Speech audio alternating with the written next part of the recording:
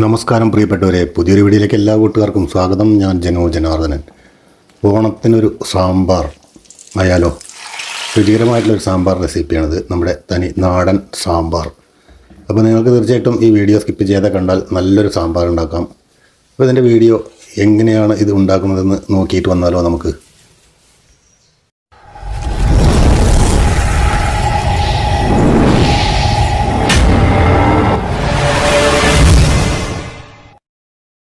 സാമ്പാർ ഉണ്ടാക്കാനായിട്ട് ഞാനൊരു ചെറിയ കപ്പിൽ കുറച്ച് തുവരപ്പരിപ്പ് എടുത്തിട്ട് ഒന്ന് കഴുകി വൃത്തിയാക്കിയതിന് ശേഷം നമുക്കത് കുക്കറിലിട്ടിട്ട് വേവിക്കാനുള്ളതാണ്. അപ്പോൾ ഞാനതൊന്ന് കഴുകിയെടുത്ത് വരട്ടെ.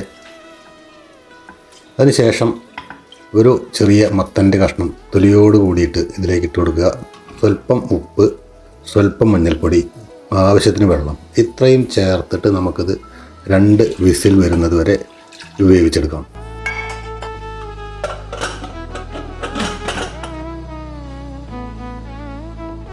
ഇത്രയും കഷ്ണങ്ങളാണ് ഞാനിവിടെ എടുത്തിരിക്കുന്നത്. മുരിങ്ങക്കായ, വെണ്ടയ്ക്ക, ചെറിയ ഉള്ളി, കുമ്പളങ്ങ, ക്യാരറ്റ്. ഒരു ചട്ടി അടുപ്പത്ത് വെച്ചിട്ട് ഇതിലുള്ള കുമ്പളങ്ങ, ചെറിയ ഉള്ളി, ക്യാരറ്റ് ഇത്രയും ഇതിലേക്ക് ഇട്ട് കൊടുക്കുന്നു.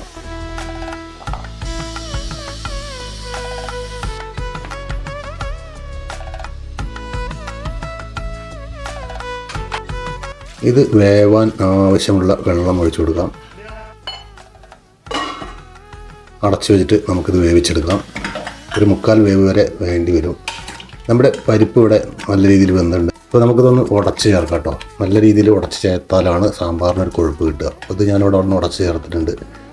ഒരു പാൻ വെച്ചിട്ട് അതിലേക്ക് 1 ടേബിൾ സ്പൂൺ തേങ്ങ ചിരണ്ടിയത്, 1 ടേബിൾ സ്പൂൺ മല്ലിപ്പൊടി, 1/2 ടേബിൾ സ്പൂൺ മുളക് പൊടി, എരിവുള്ളതാട്ടോ, കുറച്ച് കറിവേപ്പില, ഇത്രയും ചേർത്ത് നമുക്കൊരു മിനിറ്റ് നേരം ഇതൊന്ന് ഫ്രൈ ചെയ്തെടുക്കാം. ചെറുതായിട്ടൊന്ന് വഴറ്റിയെടുക്കുക, അതിൻ്റെ കളറൊക്കെ ഒന്ന് മാറി വരുന്നത് വരെ.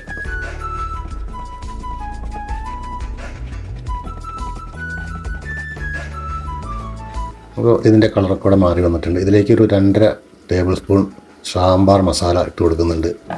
ഇതിൻ്റെ ഫ്ലെയിം ഓഫ് ചെയ്തിട്ടാണ് ഇട്ട് കൊടുക്കുന്നത്. നല്ല രീതിയിലൊന്ന് മിക്സ് ചെയ്യുക. നമുക്ക് എന്നിട്ടത് ഒരു മിക്സിയുടെ ജാറിലിട്ടിട്ട് നല്ല രീതിയിലൊന്ന് അരച്ചെടുത്ത് വരാം. അപ്പോൾ അത് ഞാനിവിടെ അരച്ചെടുത്തിട്ടില്ല, അത് നമുക്ക് അങ്ങോട്ട് മാറ്റി വയ്ക്കാം. പാൻ വെച്ചിട്ട് അതിലേക്ക് 1 ടീസ്പൂൺ വെളിച്ചെണ്ണ ഒഴിക്കുന്നുണ്ട്. കാരണം ഇത് നമുക്ക് ആദ്യം ചെയ്യേണ്ടതായിരുന്നു, അത് മറന്നുപോയി. അപ്പോൾ ഈ കായം ഒന്ന് വറുത്തെടുക്കാനാണ്. നമുക്ക് ഈ കായം വറുത്തെടുത്തതിന് ശേഷം ഇതിലിട്ടിട്ട് മസാലകൾ മൂപ്പിച്ചാൽ മതിയായിരുന്നു, പക്ഷേ അത് അത്ര ഓർമ്മ കിട്ടിയില്ല.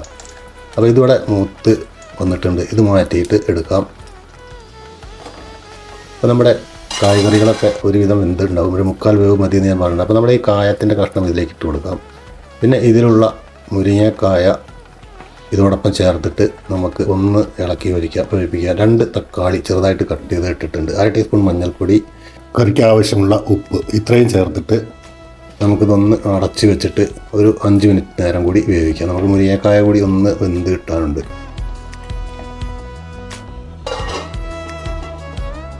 അപ്പോൾ 5 മിനിറ്റിന് ശേഷം തുറന്നപ്പോൾ മുരിങ്ങക്കായ ഏകദേശം ഒരു പകുതി വേവായിട്ടുണ്ടായിരിക്കും. വെള്ളം ഒഴിച്ചു കൊടുത്തിട്ടില്ല, അതേ വെള്ളം തന്നെയാണ്. ഒരു 5-6 വെളുത്തുള്ളി അല്ലി ചതച്ചത് ഞാൻ ഇതിലേക്ക് ഇട്ട് കൊടുത്തു. പിന്നെ ഇതിലേക്ക് ആവശ്യമുള്ള പുളി പിഴിഞ്ഞൊഴിക്കാം. സാമ്പാറിലേക്ക് ഒരുപാട് പുളിയുടെ ആവശ്യമില്ല. ഒരു നെല്ലിക്ക വലുപ്പത്തിലുള്ള പുളി നന്നായിട്ട് എടുത്ത് ഇതിലേക്ക് ഒഴിച്ചാൽ മതി. അപ്പോൾ നമുക്ക് ഒന്നുകൂടെ അത് വേവിച്ചെടുക്കാം. 1 മിനിറ്റിന് ശേഷം തുറന്നു നോക്കിയപ്പോൾ ഇത് നല്ല രീതിയിലൂടെ തിളച്ച് കിടക്കുന്നുണ്ട്. നമ്മുടെ മുരിങ്ങക്കായൊക്കെ വെന്തതായിട്ട് നമുക്കിവിടെ കാണാം. അപ്പോൾ നമ്മൾ റെഡിയാക്കി വെച്ചിരിക്കുന്ന പരിപ്പ് ഇതിലേക്ക് ഒഴിച്ചു കൊടുക്കാം. പരിപ്പിന് മഞ്ഞൾ കളർ കൂടാൻ കാരണം ഞാൻ ഇതിലേക്ക് കുറച്ച് മഞ്ഞൾപ്പൊടി ആദ്യമേ ഇട്ടിട്ടുണ്ടായിരുന്നു കേട്ടോ. ഇതൊന്ന് ചെറുതായിട്ട് ഇളക്കി യോജിപ്പിക്കാം. ഇനി നമ്മൾ അരച്ചു വെച്ച മസാലയും ഇതോടൊപ്പം നമുക്ക് ചേർത്ത് കൊടുക്കാം. സാമ്പാറിൻ്റെ കട്ടി എത്രത്തോളം ഉണ്ട് എന്ന് നോക്കിയിട്ട് ഗ്രേവിക്ക് ആവശ്യമുള്ള കുറച്ചുകൂടി വെള്ളം ഒഴിച്ചു കൊടുക്കാം.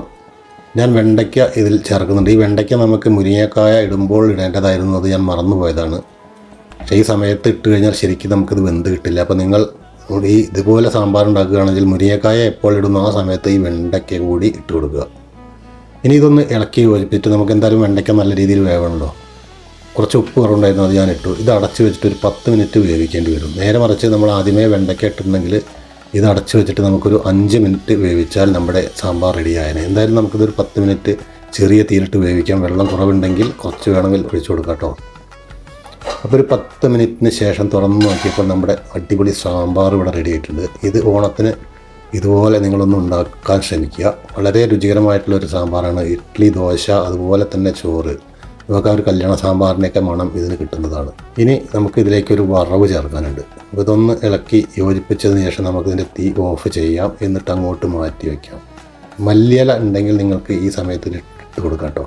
അപ്പോൾ പാൻ വെച്ചിട്ട് ഞാൻ അതിലേക്ക് ഒരു 2 ടേബിൾ സ്പൂൺ വെളിച്ചെണ്ണ ഒഴിച്ചിട്ടുണ്ട്. നമ്മളെ കായം മൂപ്പിച്ച വെളിച്ചെണ്ണ ആയതുകൊണ്ടാണ് അത് കളർ വന്നിരിക്കുന്നത്. അതിലേക്ക് ആദ്യം ഇട്ടത് ഉലുവ, അതിനുശേഷം കടുക്, പിന്നെ വറ്റൽമുളക്, അതിനുശേഷം കറിവേപ്പില. ഇത്രയും ചേർത്തിട്ട് ഒന്ന് ഇളക്കി യോജിപ്പിച്ച് നമ്മുടെ സാമ്പാറിലേക്ക് ഒഴിച്ച് കഴിഞ്ഞാൽ പിടിച്ചാൽ കിട്ടാത്ത സാമ്പാർ ഇവിടെ റെഡിയായി എന്നർത്ഥം. അപ്പോൾ തീർച്ചയായിട്ടും ഈ വീഡിയോ നിങ്ങൾക്ക് ഇഷ്ടപ്പെട്ട് കാണും എന്ന് കരുതുന്നു.